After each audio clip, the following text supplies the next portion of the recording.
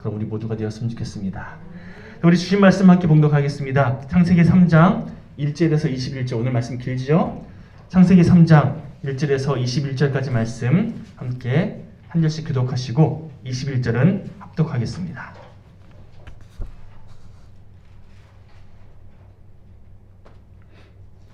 창세기 3장 1절에서 21절. 자, 1절 제가 봉독하겠습니다. 그런데 뱀은 여호와 하나님이 지으신 들짐승 중에 가장 강교하니라. 뱀이 여자에게 물어 이르되 하나님이 참으로 너희에게 동산 모든 나무의 열매를 먹지 말라 하시더냐?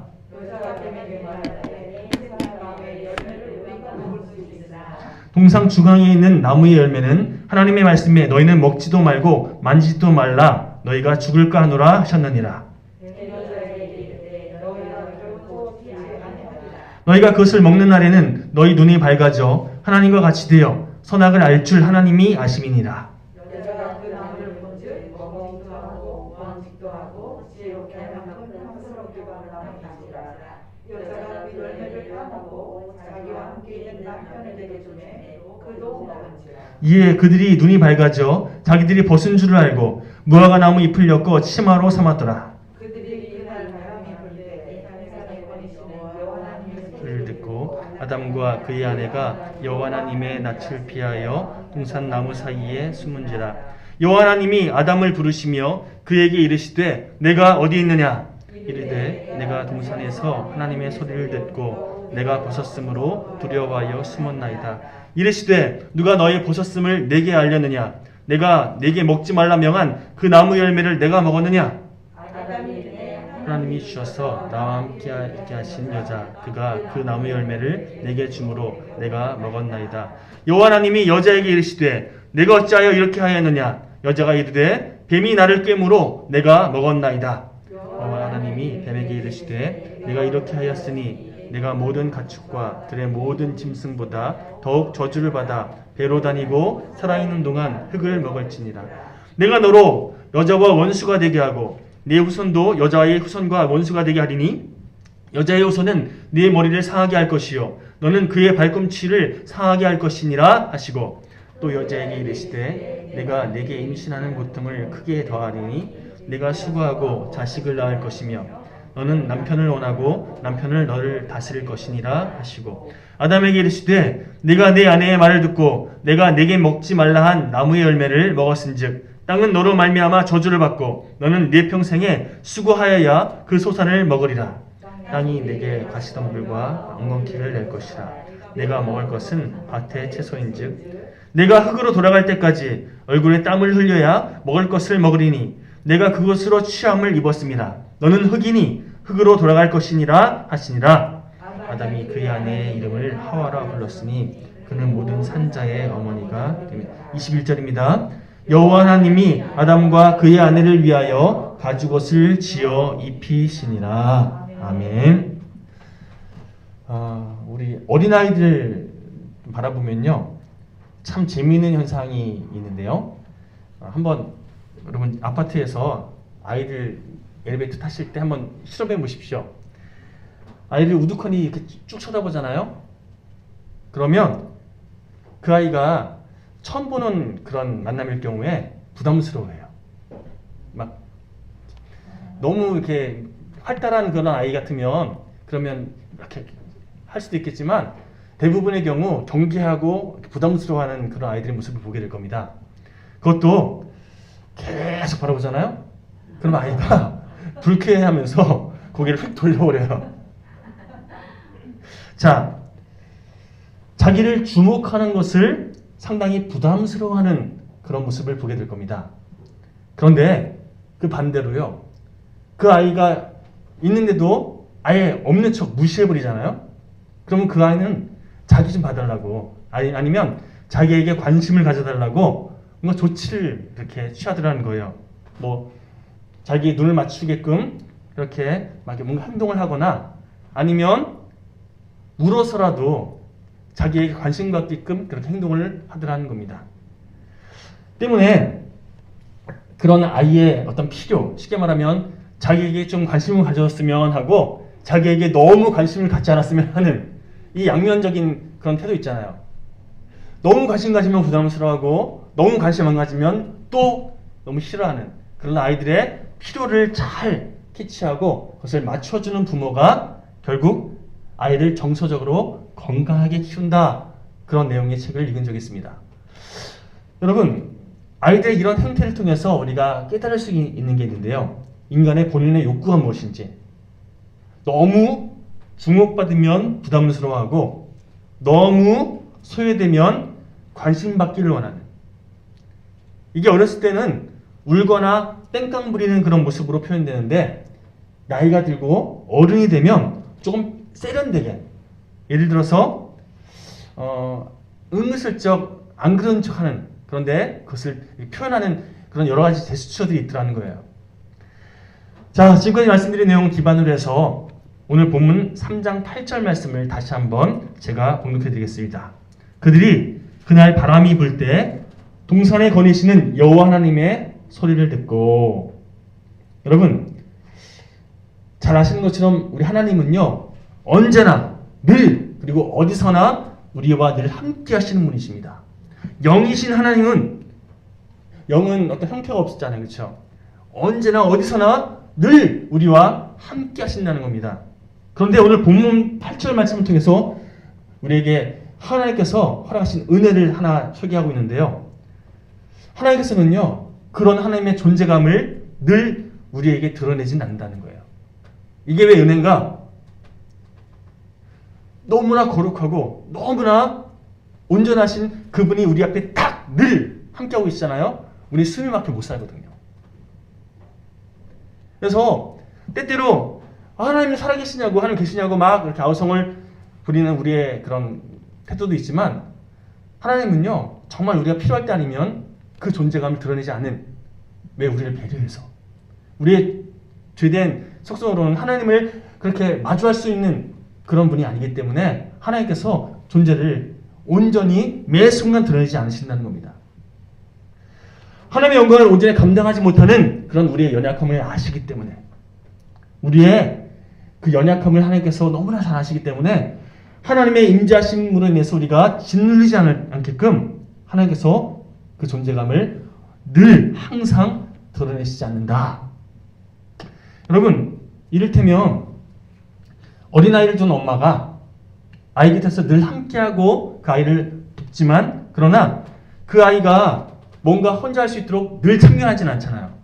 그렇죠? 필요하면 원하면 도와주지만, 그러나 아이가 스스로 할 수 있도록 그렇게 지켜볼 때가 있습니다.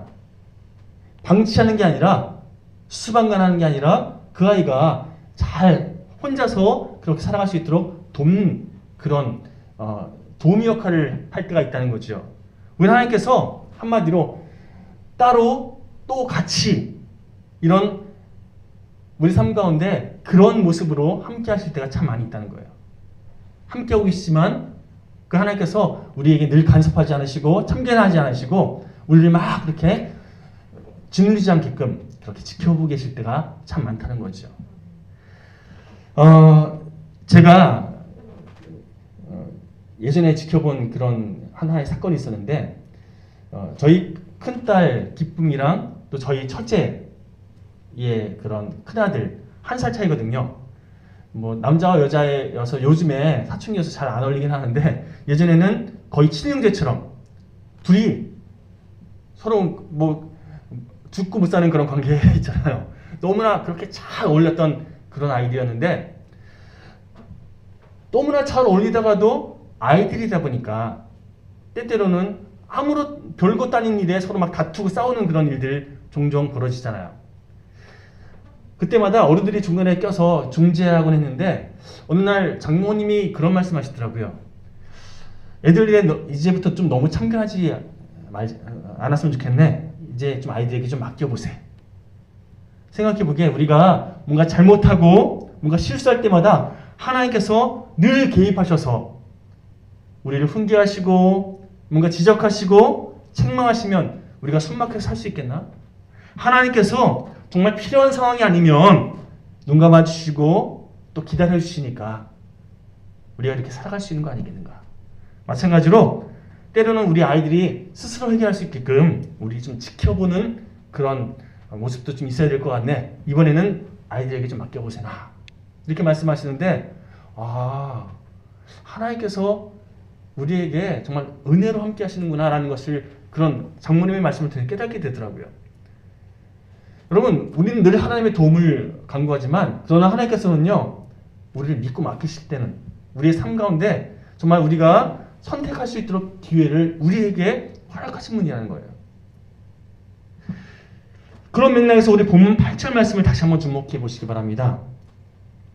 앞서 말씀드린 것처럼 하나님께서는 늘 함께 아담과 동행하셨는데 그러나 바람이 불 때에, 다시 말해서 날이 서늘해진 시간을 의미하는 거예요. 하루 일과를 마치고 하루를 정리하는 그 순간, 그때에 비로소 하나님께서 아담에게 존재를 드러내 보셨다는 거예요.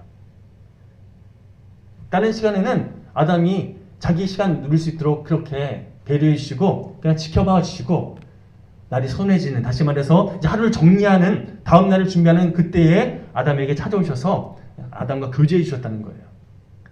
그리고 한마디로 이 하나님께서 주신 그 아담과의 교제의 시간을 한마디로 요약하면 따로 또 같이 함께 하셨지만, 늘 같이 계셨지만 그러나 따로 아담에게 자신의 시간을 누릴 수 있는 그런 은혜를 주셨다는 거지요.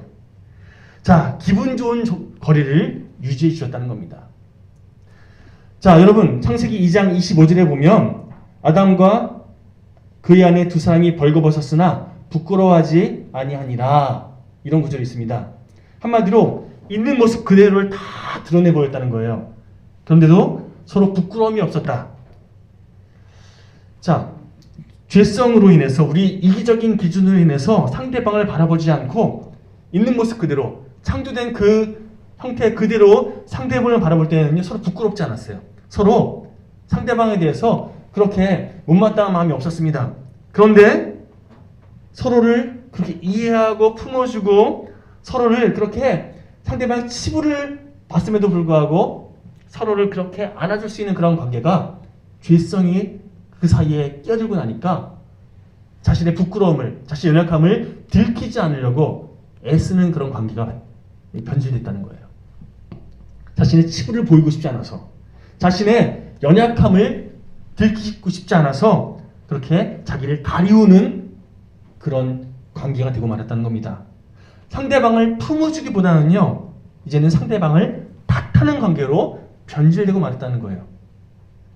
태초에는 하나님께서 아담과 하와를 창조하셨던 그 첫 모습은 서로 부끄럽지 않게 자신의 부끄러움도 밝게 드러낼 수 있는 그런 관계성이었는데, 죄성이 그들을 주도한 이후부터는요, 자신의 부끄러움, 연약함을 들키고 싶지 않고, 들키면 오히려 막 역정내고 또 상대방을 탓하는 그런 관계로 변질됐다는 겁니다.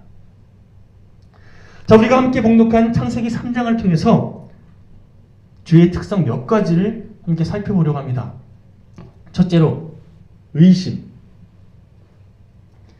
창세기 3장 1절 말씀을 우리 다시 한번 봉독해 보겠습니다. 1절 시작. 그런데 뱀은 여호와 하나님이 지으신 들짐승 중에 가장 간교하니라. 뱀이 여자에게 물어 이르되 하나님이 참으로 너희에게 동산 모든 나무의 열매를 먹지 말라 하시더냐. 지금 뱀이 하와에게 의심을 심고 있습니다. 정말 하나님께서 너희에게 모든 나무의 열매 먹지 말라 하셨냐? 이렇게 물어봐요. 그러자 계속해서 2절 3절 말씀 보니까 하와가 이렇게 대답합니다. 여자가 뱀에게 말하되 동산 나무의 열매를 우리가 먹을 수 있으나 동산 중앙에 있는 나무의 열매는 하나님의 말씀에 너희는 먹지도 말고 만지지도 말라, 너희가 죽을까 하노라 하셨느니라. 엄밀히 말해서 하나님께서는요, 만지지도 말라 이런 말 하신 적 없거든요. 뭔가 말이 바뀌었어요. 하와가 하고 있는 말 뉘앙스를 가만히 살펴보시면 왠지 모르게 하나님을 뭔가 가혹하고 불합리한 분으로 묘사하고 있습니다. 하나님은요, 모든 것을 허락하셨고 그러나 너희들이 이것만 지키렴 이렇게 뭔가 기준을 주셨는데, 하나님께서 이거 다른 건 다 괜찮은데 이거는 먹지도 말고 만지도 말라고 그렇게 말하셨다? 이렇게 하와가 얘기하고 있는 거거든요. 뭔가 좀 하나님 왜 이렇게 하셨을까? 못마땅한 그런 태도, 그런 뉘앙스 느끼십니까? 여러분, 마치 달란트 비유에서 한 달란트 받은 사람이 이렇게 말하는 걸 한번 주목해 보십시오. 마태복음 25장 24절에 보면 한 달란트 받은 자는 와서 이르되 주인이여 당신은 굳은 사람이라 심지 않은 데서 거두고 해치지 않은 데서 모으는 줄을 내가 알았으므로 당신은 굳은 사람입니다. 주인에 대해서 이렇게 한 달란트 받은 사람이 얘기하고 있거든요. 그런데 우리가 주목할 그런 내용이 있습니다. 금 한 달란트는 그 당시에 금 34kg 정도 되는 무게였대요. 자, 지금 금 34kg가 저는 그 한 번도 그런 분량을 본 적이 없어서 찾아보니까 지금 시세로 환산해 보면 한 20억이 넘는 그런 금액이라고 하더라고요. 주인이 종에게 20억을 맡겼어요. 여러분, 그 정도 금액을 맡길 정도면 주인이 왜 굳은 사람입니까? 대범한 사람이죠. 통 큰 사람 아닙니까? 정말로 종을 믿어주는 사람이었다는 거예요. 그렇죠? 그런데 그렇게 종을 믿어주는 통 큰 주인을 지금 뭐라고 얘기합니까? 당신 굳은 사람이잖아요. 주인을 나쁜 사람으로 매도하고 있어요. 이 돈 날리면 주인이 나를 가만두지 않을 거야 라는 자기 의심과 자기 지레짐작으로 주인을 오해하면서 그렇게 주인을 매도하고 있더라는 거예요. 그렇죠? 사단의 세력은요, 이렇게 우리 한 사람 한 사람 삶 가운데 때로는 부부지간에, 때로는 성도 사이에, 때로는 친구들과의 관계성 속에서 어떤 때에는 하나님과 여러분들 그런 하나님과의 사이에서 의심을 침투시켜요. 한마디로 지레짐작하게 만들어요. 그래서 관계 단절로 나가게끔 그렇게 이끌더라는 겁니다. 하나님이 이렇게 말씀하신 적 없어요. 그냥 이런 기준이 있는데 이거 지금 지켜라 명하셨을 뿐이죠. 그런데 이거에 대해서 왜 이런 의심이 한번 딱 투입되고 나니까요, 그 다음부터는 하나님 너무하셔 이렇게 흘러갔다는 거예요. 자, 본문 3절에 보면 너희가 죽을까 하노라, 너희가 죽을까 하노라가 아니라 하나님께서는요 정령 죽으리니 라고 말씀하셨어요. 이게 여러 가지 해석하는 그런 내용들이 있는데, 중요한 것은요 너희들의 영이 죽으리니, 이게 첫 번째고요. 그리고 그 결과 아담과 하와가 결국 육신적으로 죽게 되었잖아요. 나중에. 그렇죠? 너희들 이거 내가 세운 이 기준 좀 지켰으면 좋겠다 라고 명하시는 건데, 아다르고 어다른 이 하와의 뉘앙스 좀 발견할 수 있습니까? 하나님은 모든 것을 허락하셨어요. 그리고 이거 하나만큼은 너희들이 좀 지켰으면 좋겠다 기준만 주셨어요. 그런데 그런 것에 대한 감사한 마음 다 빠져버리고요, 그거 하나만 빼고 그거 왜 허락 안 하셨지? 여기를 더 크게 보더라는 거죠. 이미 누리고 있는 것들은 별로 중요하지 않아요. 내가 누리고 있으니까. 그런데 내가 누리지 못한 그 하나가 너무 큰 거예요. 우리들도 가만 보면 이런 하와의 시각, 하와의 태도로 살아갈 때가 참 많습니다. 예를 들어서 어떤 사람의 100가지 장점이 있는데 그냥 그건 당연해요. 다만 희한하게도 내 마음에 거슬리는, 나를 힘들게 하는 한 가지 단점이 있잖아요. 그게 굉장히 커요.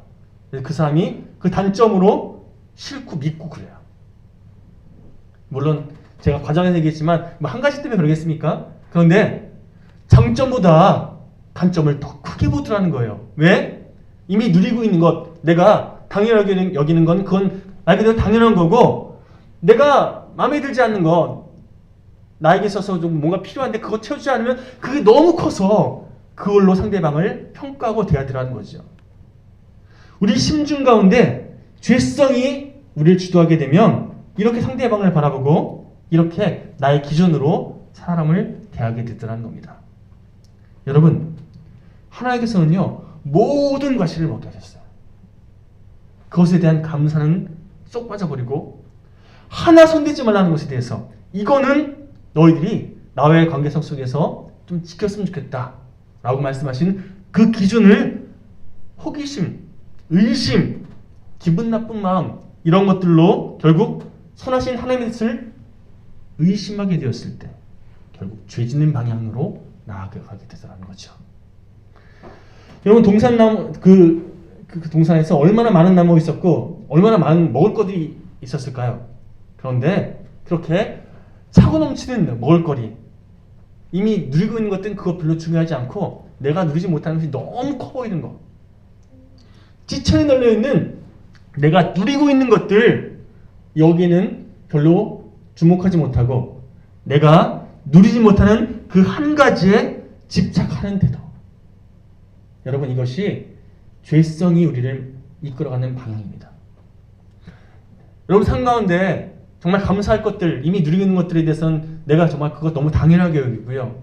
내가 누리지 못하는 그 나머지 부분에 너무 집착해서 속상해하고 억울해하고 미워하고 불편해하는 그런 마음들이 있다면 하와 같은 마음임을 깨달으시기 바랍니다. 여러분, 죄의 특성 두 번째는요. 넘겨주십시오. 두려움.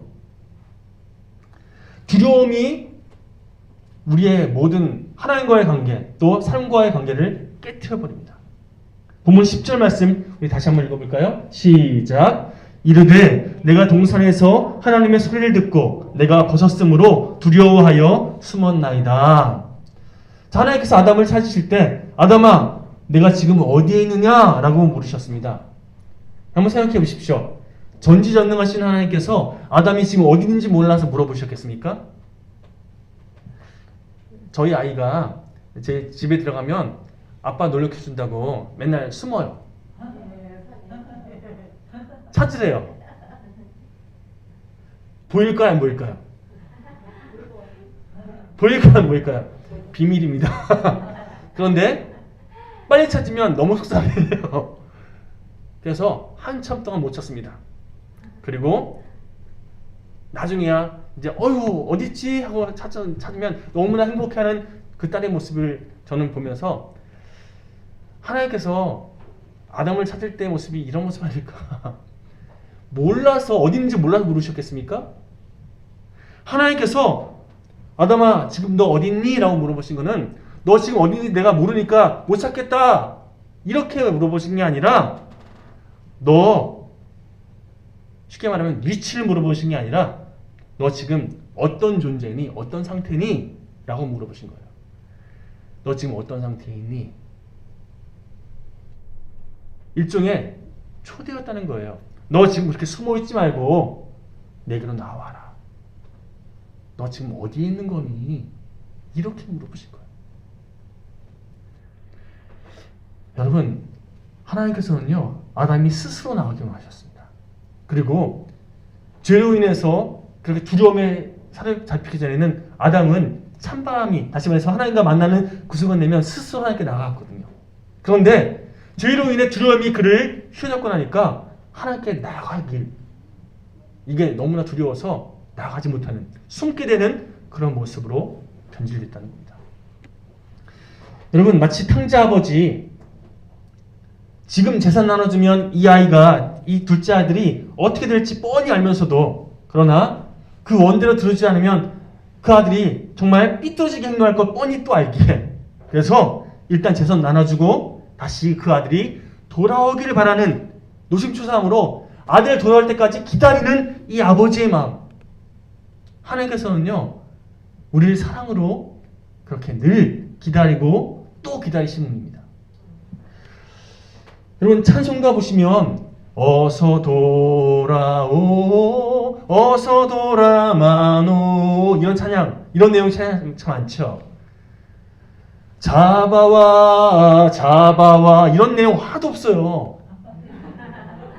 언제나 돌아가라고, 제발 좀 돌아오라고 그렇게 초대하시는, 기다리시는 분이라는 겁니다.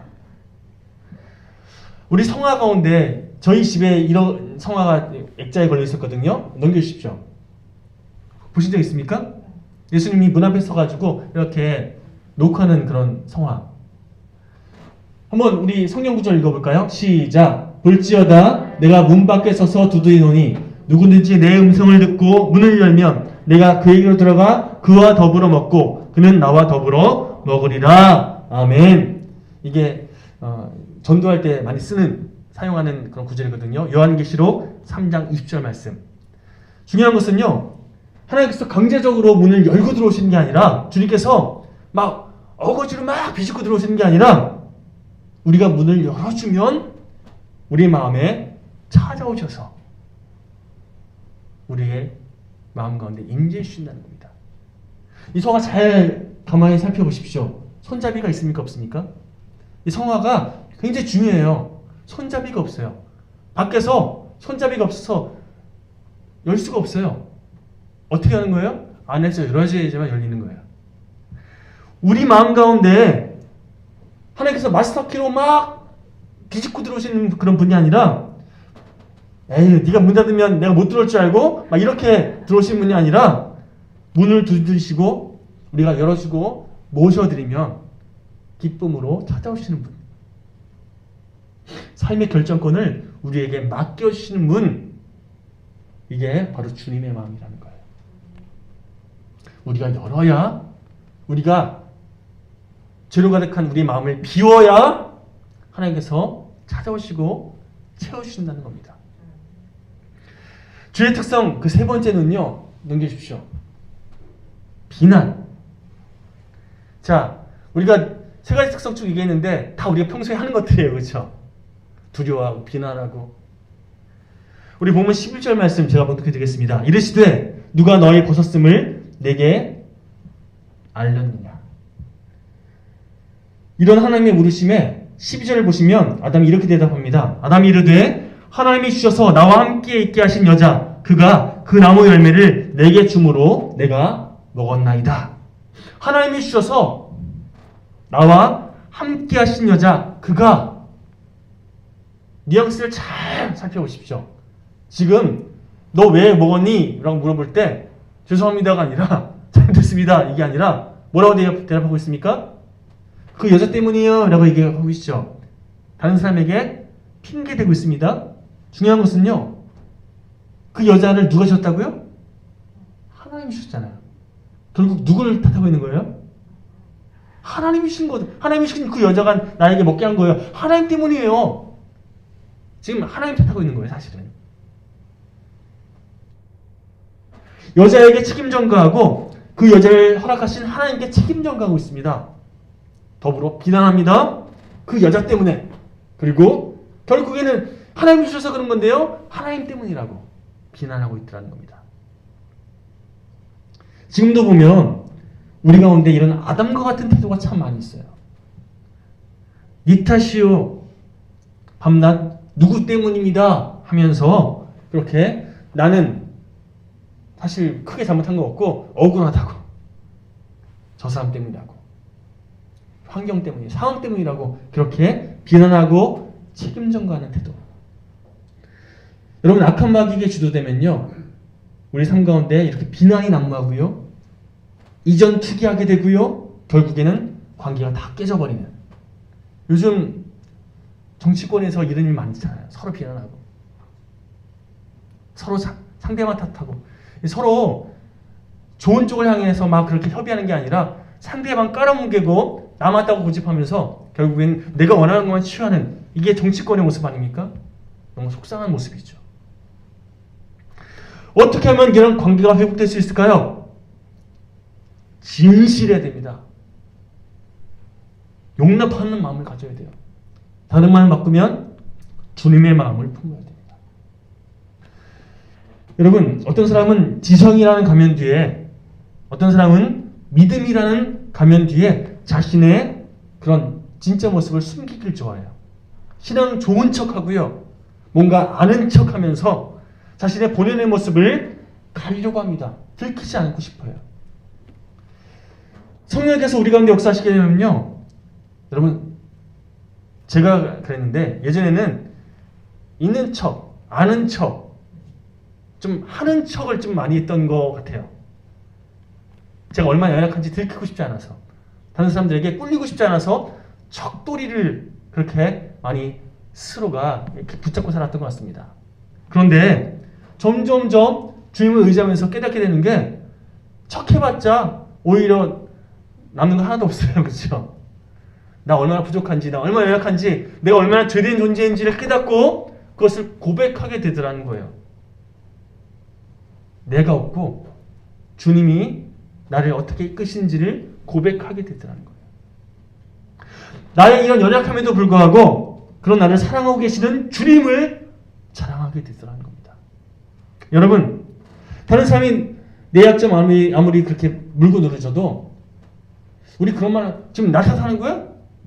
내가 잘못했다 그러는 거야?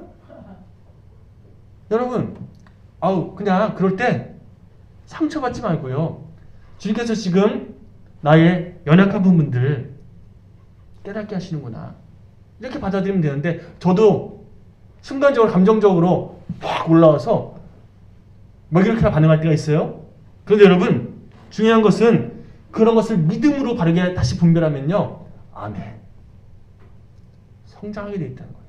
성숙하게 되어 있다는 겁니다. 더 깊어지게 되어 있다는 거예요. 여러분, 용납하는 마음, 용납이라는 단어가 참 중요합니다. 받아들이는, 수용하는 마음이에요. 그렇죠? 이해하는 마음입니다. 기다려주는 마음이에요. 자, 헤세드, 주님의 끝까지 참으시는 마음. 이것이 우리의 삶을 주도할 때, 우리 삶 가운데 온전히 우리를 이끌어갈 때에 우리 삶이 또 우리 삶을 통해 이 땅이 변화되게 될 줄 믿습니다. 여러분, 사람은요 모두 다 장점도 있고 단점도 있습니다. 한 사람도 단점 없는 사람 없습니다. 그렇죠? 우리도 가만 보시면 서로 바라보십시오. 장점이 있고 단점 다 있잖아요. 그렇죠? 장점을 크게 보면 그 사람 좋은 사람이고 단점을 크게 보면 그 사람 참 몹쓸 사람이에요. 단점으로 사람을 바라보면 그 사람 상대하기 쉽지 않은데 장점으로 그 사람 바라보면 그 사람은 참 나에게 유익한 사람이 됩니다. 간절히 바라는 것은 자존감이 좀 회복되었으면 좋겠습니다. 가만 보면 우리가 내가 어떤 존재인지, 자존감이라는 단어는요, 내가 어떤 존재인지를 아는 거예요. 그렇죠? 내가 하나님께 사랑받는 존재임을 아는 사람은 나의 연약함, 나의 부족함과 상관없이 하나님께서 그런 나를 사랑하심을 깨닫고 나를 사랑하게 돼 있어요. 그리고 이렇게 자존감이 높은, 자존감으로 다른 사람을 바라볼 수 있는 사람은요, 나를 사랑하는 것처럼 동일하게 다른 사람도 하나님께서 그렇게 사랑하신 줄 믿고 더 아름답게 대하게 돼 있다는 겁니다. 여러분, 언제나 다른 사람을 하나님의 시선으로, 또 네 자신을 하나님의 마음으로 바라볼 수 있는 자존감이 높은 그런 복된 우리 모두가 되시기를 간절히 축원합니다. 제가 예전에 정말 존경하는 제 롤모델로 삼았던 그런 목사님이 계세요. 그분 곁에서 한 몇 년 동안 같이 사역하다 보니까 희한해요. 처음에는 장점만 보였는데요, 시간이 지나니까 단점도 보여요. 당연한 거죠, 그렇죠? 그런데 더 시간이 지나니까요, 단점이 더 크게 보여요. 왜요?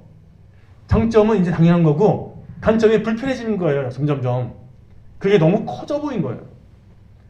나중에는 그렇게 존경했고 나의 롤모델이었던 그분이 점점점 싫어지는 거예요. 못마땅해지는 거예요. 그렇지 하나님께서 저에게 뭘 깨닫게 하셨냐면요, 그 약점, 그 단점 네가 좀 보완하라고 너에게 이 관계 허락한 건데 너 뭐하고 있냐? 왜 판단하고 있어? 왜 정죄하고 있어? 부족한 부분 채워주라고 만나게 한 건데, 그게 보이면 네가 채워주면 될 거 아니야 말씀하시더라고요. 솔직히 말씀드리면 저희 아내랑 저랑 첫날 밤에 두 손 꼭 잡고 이런 기도 드렸습니다. 서로의 단점을 보완해주는 그런 관계성이 되자고. 근데 그대로 살고 있는가? 부끄러울 때가 참 많아요. 그런데 아직 저는 잊지 않고 있습니다. 서로의 부족함을 보완해주는 그런 관계에 그렇게 계속 살다 보면 서로가 서로에게 있어서 참 유익한 하나님의 뜻을 이루어가는 그런 동역의 관계를 맺어가지 않겠습니까? 저와 여러분들이 그런 관계가 되었으면 좋겠습니다. 또 우리 영역의 모든 교우들이 그런 관계가 되었으면 좋겠습니다. 왜요? 하나님께서 우리를 그렇게 만나게 하셨기 때문에.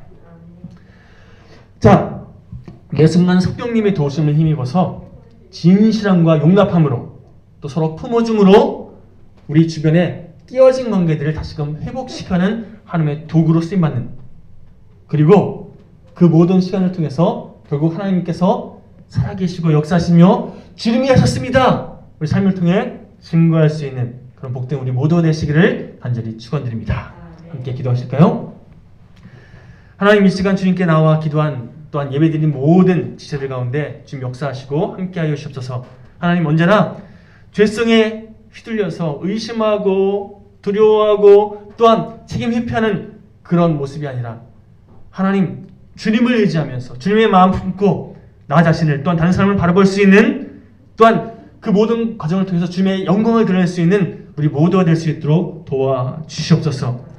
따로 또같이 은혜로 우리와 늘 함께 하시는 주님, 주님께서 언제나 늘 나와 함께 하심을 우리가 잊지 않게 하시고 그 하나님께서 나에게 무엇을 바라고 계신지 깨닫게 하셔서 믿음으로 바르게 주님이 원하시는 일들을 선택하며 살아갈 수 있는 우리 모두가 될 수 있도록 다시 한번 간구하오니 주여 도와주시옵소서. 살아계신 예수님 이름을 의지하여 기도드렸습니다. 아멘. 자, 우리 마지막